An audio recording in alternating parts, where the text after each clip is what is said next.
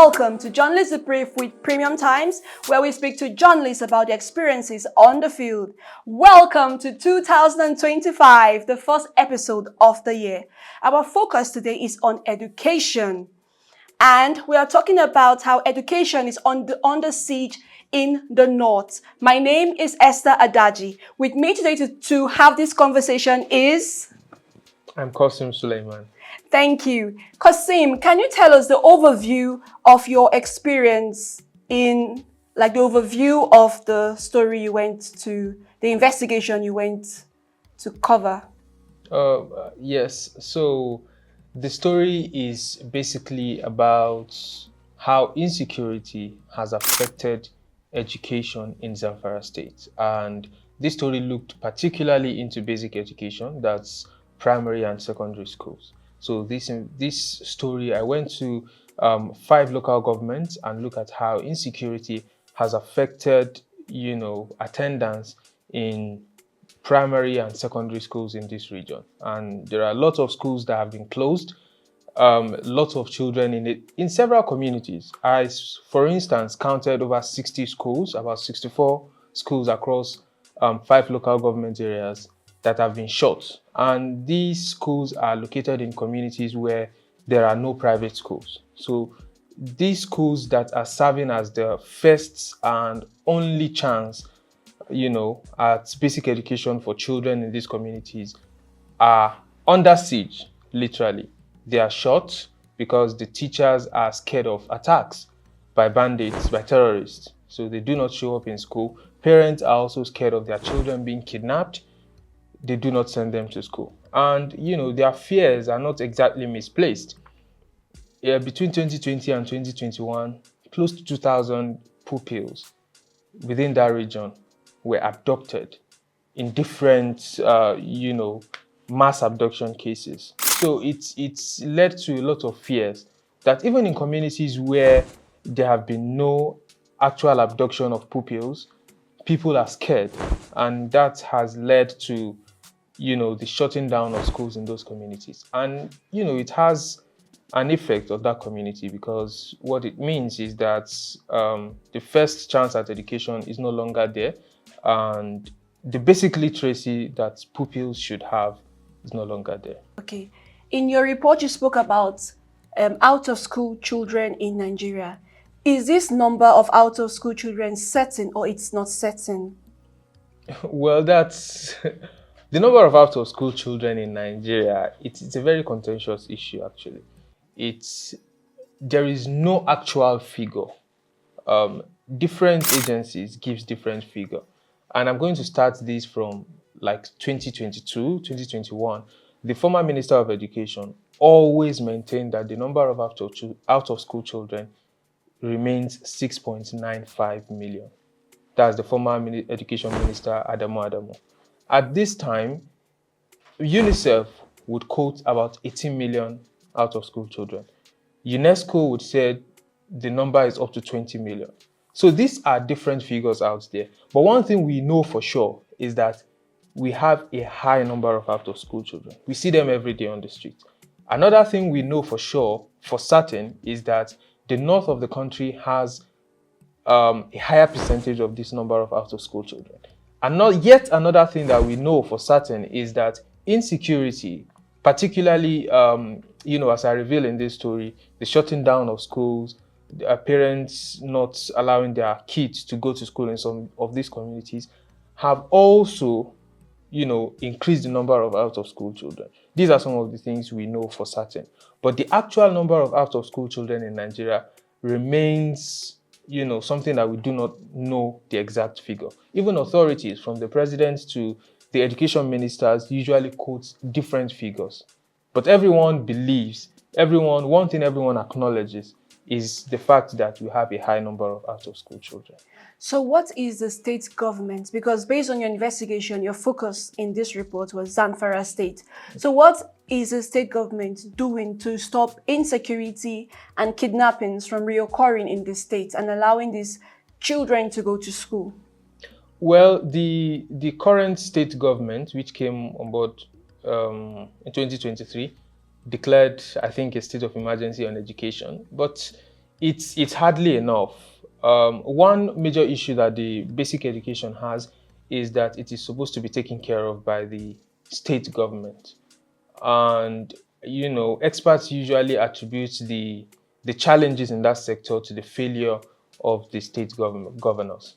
Now, talking about the security of schools, for instance, now in 2019, former President Muhammadu Buhari signed what was called the Safe School Declaration, which was supposed to keep schools safe.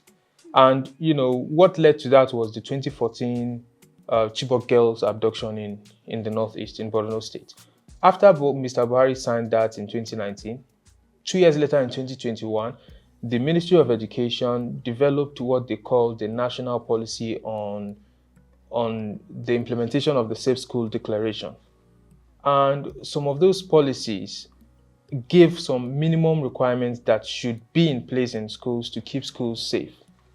However, for this story, I looked at the implementation in Zamfara State. Luckily for me, while researching this story, in 2023, UNICEF did a report trying to monitor the implementation of the Safe School Declaration. And what they found is that in Zamfara, more than 70% of schools do not meet this requirement. And what that means is that in over 70% of schools in Zamfara State, pupils and teachers are prone to attacks. So obviously, this would lead to a lot of fears among parents, and which we realize after interviewing parents and realize that a lot of them do not allow their kids to go to school. And in fact, teachers, cannot show up to school because they are also scared for their lives. Okay, there you have it. Teachers, parents, students are all scared of going to school for fear of their lives. And there is a rising case of insecurity in Zamfara State and the North especially. When we return, we'll speak more with Qosim about his experiences on the field. Thank you.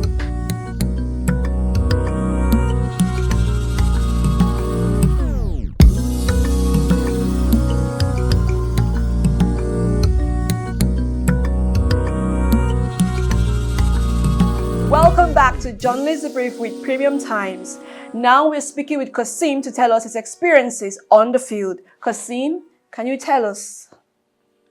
Well, there was a lot of experiences because I interviewed different sets of persons, interviewed teachers, interviewed principals, interviewed headmasters, interviewed parents. So these are different sets of people. In fact, I also interviewed some persons who used to work.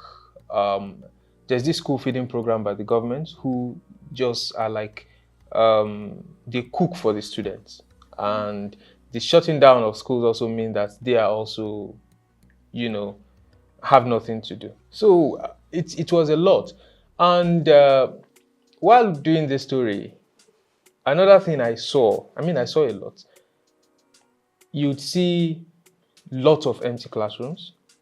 You'd see lots of children who should be in school, but who are playing on the streets. And this is interesting because I did this story between September and October. And this is usually the time where schools resume for a new session. But you find a lot of kids who are not in school, who do not know when they will be in school, who do not even worry about schooling. They are kids and they're just happy to play. I in fact interviewed a principal who told me that his school has been shut and reopened about 4 times in the last few years because of the fear of bandit attacks. Maybe when they fear high things, they'll shut it down, they won't go to school. After a while, they'll open it up. But at that time when I interviewed him, it's about 2-3 weeks after a lot of schools across the countries have resumed. But this man told me he's not sure if his school would be resuming. And what that means is that hundreds of pupils and students that attend that school have their future hanging in the balance. So these are some of the things you would see. I interviewed a principal rather, in Moru local government area. And he specifically told me that I am the first person asking him about the school that was shot in 2021. So since 2021, I interviewed him in 2024, and he was telling me I'm the first person to even ask after this. So the conversation about the reopening of the school has not even started. And what that means is that all of the students and pupils that should be going to that school have no option, and they cannot attend any school because there are no schools in these communities. So this is a sad one and a danger to the community and the people of Zamfara state. And we hope the government will do something about that. So moving forward now, can you describe how banditry has affected the communities in Zamfara state? And how they've changed their style of kidnapping and attacking over time? The evolution of banditry is an entire story on its own. I mean, this phenomenon started initially like banditry in the name. It used to be like rustling of cattle rustling. It used to be, people coming to steal people's cattle. It started just like, I won't call it petty thieving, but it started simply by, rustling cows. But with time, it started, scaling. One person I interviewed, for instance, told me that at some point it was just they would come to the village, shoot in the air and then loot some shops. They don't kill. They're not attacking anyone. But with time, they get emboldened. Later on, they started kidnapping people. I mean, we have stories of, in fact, there are communities today that cannot farm until they pay taxes to the bandits. So they are, in a way, what started as a petty thieving, in a way, has now grown into them creating what some would consider as a de facto state, because they are like an authority on their own, imposing taxes on people, forcing people to do whether or not those people want to do those things. They force people to work on their own farms. In fact, they kidnap people, ask people to pay for ransom before their loved ones are released. So it's something that has metamorphosed in a way from a relatively, I mean, it has always been harmful, but not very serious. And it's something that has become like a national security right now. So yes, it has affected not only education, it has affected all aspects of lives in those communities.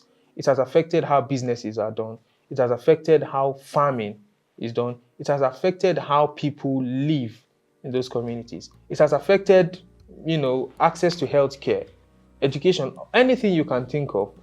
You realize that in these communities, there are people who, have been displaced and who, for years, do not go back to their villages. There are people who still have relatives living there but cannot go there because of these activities. So yes, it has disrupted a lot of things and have changed the way things are done in those communities. What has the federal government done? I mean, a lot, I would say, but it doesn't appear to be, yielding the kind of results people would want. I mean, we have the defense budget being the biggest in almost 10 years now. The defense budget have always been the biggest, and always when you go to those communities, or when you're going to those communities, you will find checkpoints, you will see military, but in a way, it has not completely stopped these activities of bandits. Sometimes, in fact, the attacks are even carried out against the military. The military in some ways have also become casualties. So it's in fact like a full-blown terrorism right now. Yeah.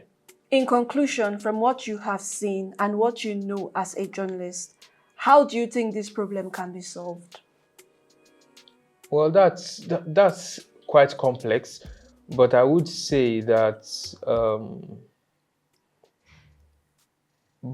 a both kinetic and non-kinetic approach. And here's what I mean. while the government is using the military to, while using military offensive to try to curb this, the government also need to look into what I would say like a behavioral change for the people in those communities. I'm saying that because in some of these communities, banditry is in a way becoming something that some villagers see as a way to keep themselves safe. If you like align with those bandits, it's like buying some form of safety for yourself. And in a situation where people find themselves scared, some people will just go that way. And according to one of the experts I spoke to while working on this story, he's a researcher at the Federal University, Gusau, also in Zamfara State. He mentioned something that the banditry in itself is caused by the lack of education. And if education is still being attacked, and if there are no, deliberate efforts to make sure that education is being improved upon, we may be risking, a new generation of people who are not educated and who are more prone to, joining banditry or, all these acts of terrorism. So when I said a kinetic and non-kinetic approach, I mean not just a military offensive. We should also look at maybe other areas such as education, behavioral change, perhaps counseling people, or just for people to see that the government is for them. Yes. Sad one there. We hope that the present government will implement the Safe School initiative that was signed into law by the former President Muhammadu Buhari. Thank you so much, Qosim, for this, and we hope change will come there soon. Thank you very much.